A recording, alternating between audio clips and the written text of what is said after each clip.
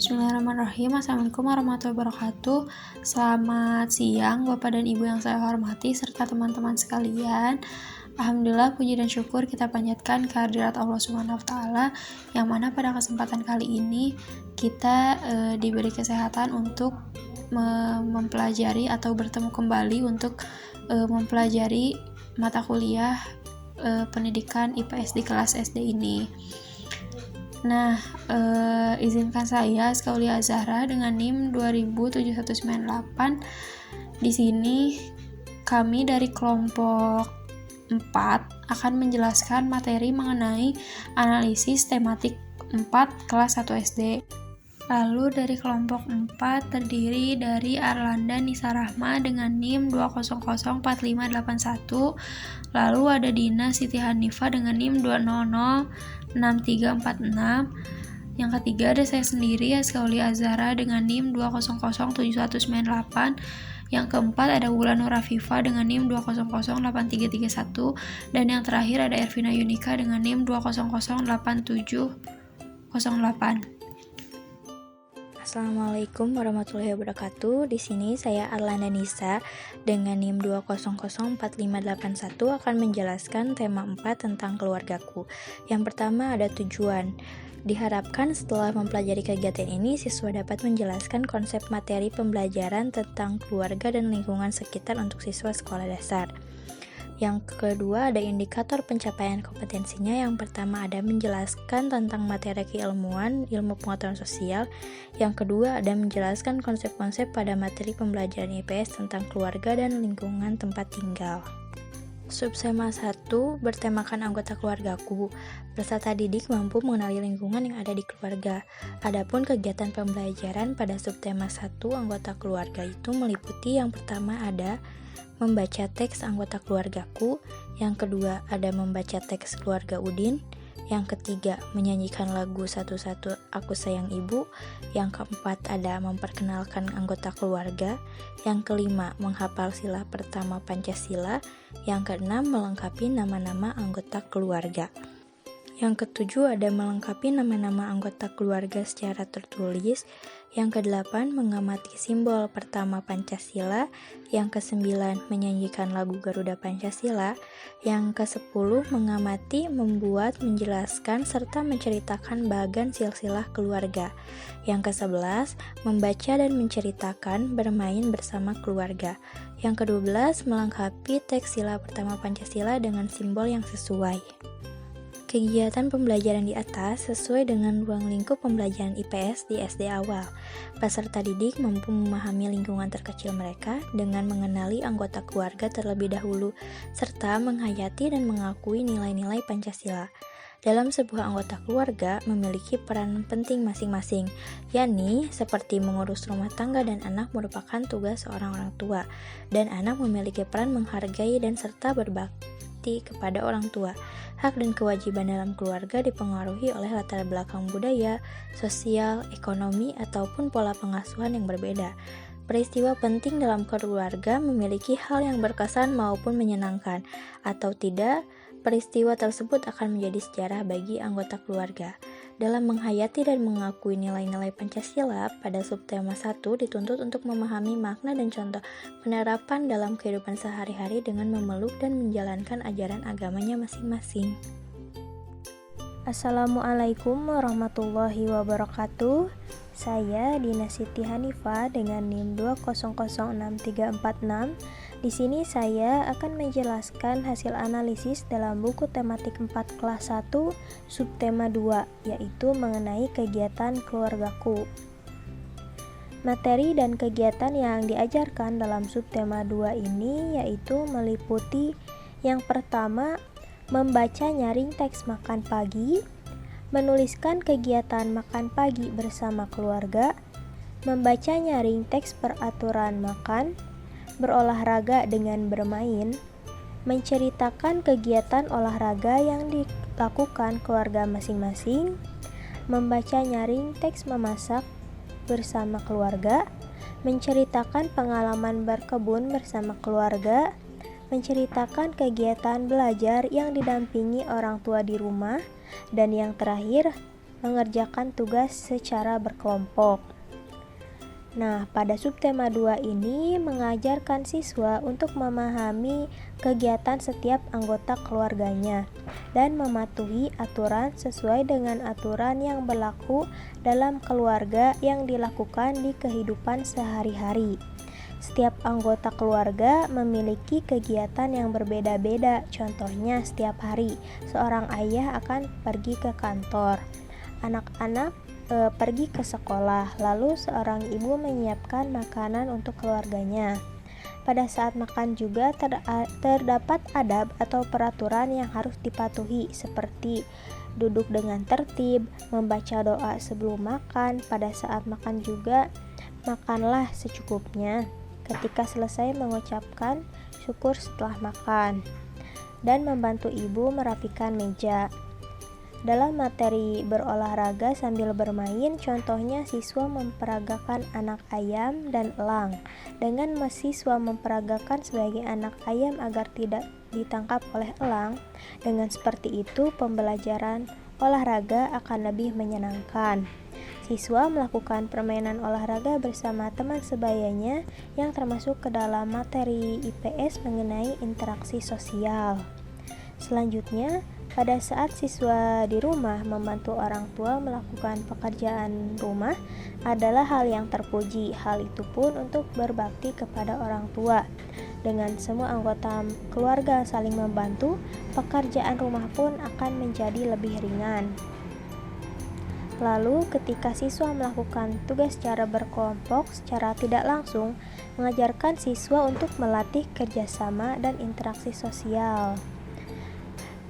Dan jadi pada materi ini yang berkaitan dengan pembelajaran IPS ini mengajarkan siswa untuk disiplin, beriman, berakhlak mulia, bertanggung jawab, peduli dengan sekitar, dan percaya diri dalam berintegrasi secara efektif dengan lingkungan sosial di lingkungan rumah, sekolah, ataupun tempat bermain. Sekian materi yang saya jelaskan. Materi selanjutnya akan dilanjutkan oleh teman saya. Assalamualaikum warahmatullahi wabarakatuh. Perkenalkan, nama saya Ervinda Yunika dengan NIM 2008708. Saya di sini akan memaparkan atau menjelaskan materi pada subtema 3 buku kelas 1 tema 4 yang bertemakan keluarga besarku. Pada subtema 3, peserta didik mampu mengenali dan memperkenalkan keluarga besar yang mereka ketahui. Dan pada subtema 3 tersebut memiliki kegiatan pembelajaran atau ruang lingkup pembelajaran, yaitu yang pertama pembelajaran 1, yaitu mengenal anggota keluarga besar dan mampu memperkenalkan keluarga besar. Pembelajaran kedua, yaitu berbicara di depan kelas, memperkenalkan keluarga besar. Pembelajaran 3, bercerita pengalaman bersama keluarga besar dan menulis kata perkenalan. Lalu pembelajaran keempat itu menulis kata perkenalan. Pembelajaran kelima terdapat silsilah keluarga besar dan membuat kalimat dari kosakata keluarga besar. Lalu yang terakhir itu pembelajaran 6, yaitu bercerita pengalaman dengan keluarga besar. Pada subtema ini mencakup pembahasan tentang sosiologi, sejarah, dan antropologi. Pada cakupan sosiologi, yaitu sosiologi sebagai ilmu yang bertugas untuk menyelidiki interaksi pengaruh timbal balik dalam kehidupan bermasyarakat. Dan sesuai dengan kegiatannya itu ada di kegiatan pembelajaran 1, 2, dan 4 tentang bagaimana cara untuk berkenalan atau cara memperkenalkan keluarga besar yang secara tidak langsung akan timbulnya interaksi dalam kehidupan. Kemudian terdapat cakupan antropologi, yaitu pembahasan tentang pemahaman perilaku manusia sebagai makhluk sosial dalam usahanya menyesuaikan diri dengan lingkungan hidupnya. Antropologi memiliki 2 cabang, yaitu cabang antropologi fisik dan antropologi budaya. Pada subtema 3 ini terdapat pembahasan antropologi fisik yang mempelajari aspek biologis manusia seperti perbedaan fisik, warna kulit, warna rambut, bentuk rambut, mata, bentuk wajah, tinggi tubuh yang disebabkan oleh keturunan. Dan antropologi ini terdapat pada kegiatan pembelajaran 1 dan 5 yang dimana peserta didik diharuskan untuk mengenal dan mengetahui silsilah keluarga besar yang memiliki aspek biologis yang hampir sama atau memiliki sedikit perbedaan akibat dari proses keturunan. Kemudian, pada subtema 3 terdapat cakupan tentang sejarah, yaitu menjelaskan peristiwa masa lampau sebagai suatu tahapan proses pertumbuhan dan perkembangan manusia sendiri.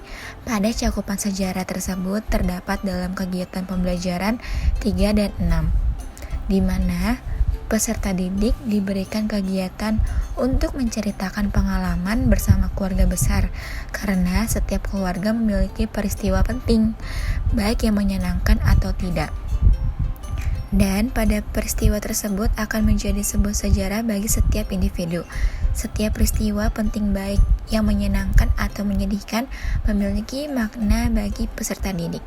Assalamualaikum warahmatullahi wabarakatuh. Sebelumnya perkenalkan, nama saya Wulanur Rafifah dengan NIM 2008331 akan menjelaskan materi dari subtema 4 mengenai kebersamaan dengan keluarga. Nah, pada subtema 4 ini terdapat 6 pembelajaran yang membahas mengenai kebersamaan dalam keluarga, mempelajari cara membuat teks terima kasih yang ditujukan untuk anggota keluarga, membuat teks permintaan tolong, pemberian pujian, dan ajakan, serta cara mempraktikannya dengan baik dan benar. Untuk lebih jelasnya, berikut adalah ruang lingkup dalam subtema 4. Nah, yang pertama, pada pembelajaran 1, ada siswa mendengarkan cerita guru mengenai kebersamaan dalam keluarga. Hal tersebut bertujuan agar siswa mampu bersyukur karena telah memiliki keluarga yang baik dan harmonis.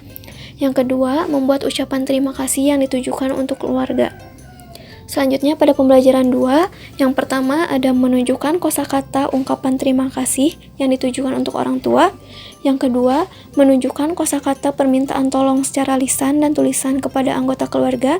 Kemudian yang ketiga, siswa diminta untuk berbicara di depan kelas mengenai teks permintaan tolong yang sudah dibuat oleh siswa tadi. Selanjutnya, pada pembelajaran 3, yang pertama, siswa membaca teks bergambar agar siswa dapat mengetahui cara berterima kasih dengan baik dan benar. Kemudian yang kedua, siswa diminta untuk menanyakan dan mendata kegiatan teman saat membantu orang tua di rumah. Hal tersebut bertujuan agar siswa dapat meniru atau mencontoh perilaku baik yang dilakukan oleh temannya saat membantu orang tuanya di rumah. Selanjutnya, pada pembelajaran 4, siswa diminta untuk memasangkan setiap gambar anggota keluarga berdasarkan ungkapan terima kasih dengan tepat. Yang selanjutnya, pada pembelajaran 5, siswa diminta untuk merinci ungkapan terima kasih, permintaan maaf, permintaan minta tolong, pemberian pujian, dan ajakan dengan baik dan benar. Setelah itu, siswa diminta untuk mempraktikannya. Setelah membuat ungkapan terima kasih, permintaan tolong, dan pemberian pujian dan ajakan dengan baik dan benar, siswa diminta untuk mempraktikkan di depan kelas agar teman-temannya dapat mengetahui. Selanjutnya, pada pembelajaran 6, siswa diminta untuk bermain peran untuk menunjukkan ungkapan terima kasih dengan baik dan benar kepada anggota keluarga. Selanjutnya yang kedua, siswa diminta juga untuk bermain peran untuk menunjukkan ungkapan pujian secara lisan dan tulisan kepada anggota keluarga dengan baik dan benar. Nah, hal tersebut dari pembelajaran 1 sampai pembelajaran 6 berhubungan dengan materi IPS, yaitu mengenai sikap sosial, di mana siswa dapat menentukan mana sikap yang baik dan salah dalam bersosialisasi, walaupun jangkauannya masih terbatas, yaitu masih dalam aspek keluarga dan teman-teman di kelasnya. Nah, sedangkan sikap sosial adalah kesadaran individu dalam menentukan suatu perbuatan nyata untuk bersikap atau bertingkah laku dengan cara tertentu kepada orang lain, dengan mementingkan tujuan sosial dibandingkan tujuan pribadi dalam kehidupan bermasyarakat. Menurut Ahmadi tahun 2007, dengan mengungkapkan rasa terima kasih saat siswa diberi pertolongan, meminta maaf jika siswa melakukan kesalahan, meminta tolong dengan etika yang baik, dan memberikan pujian terhadap sesama anggota keluarga, diharapkan siswa dapat menerapkannya dalam kehidupan sehari-hari sehingga akan tercipta kebersamaan dengan keluarga yang harmonis. Mungkin segitu saja penyampaian materi dari saya. Mohon maaf apabila terdapat kekurangan. Selanjutnya akan dilanjut oleh rekan saya. Terima kasih. Assalamualaikum warahmatullahi wabarakatuh. Sebelumnya perkenalkan, nama saya Azka Aulia Az-Zahra dengan NIM 2007198. Di sini saya akan menjelaskan materi mengenai metode pembelajaran kelas 1 tema 4. Nah, sebetulnya untuk metodenya sendiri itu tidak jauh berbeda dengan tema yang lainnya, dan di tema 4 ini pun terdapat 4 subtema. Namun ternyata dari 4 subtema tersebut metode pembelajarannya hampir sama. Seperti yang pertama, mungkin penugasan. Nah, penugasan di sini itu kita sebagai guru bisa memberikan tugas kepada anak seperti menjelaskan kembali apa materi yang sudah disampaikan, atau mungkin mengamati materi yang sudah disampaikan gitu. Lalu bisa juga dengan metode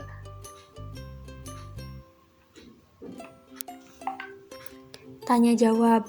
Nah, metode tanya jawab di sini pun agar adanya interaksi antara guru dan juga muridnya gitu.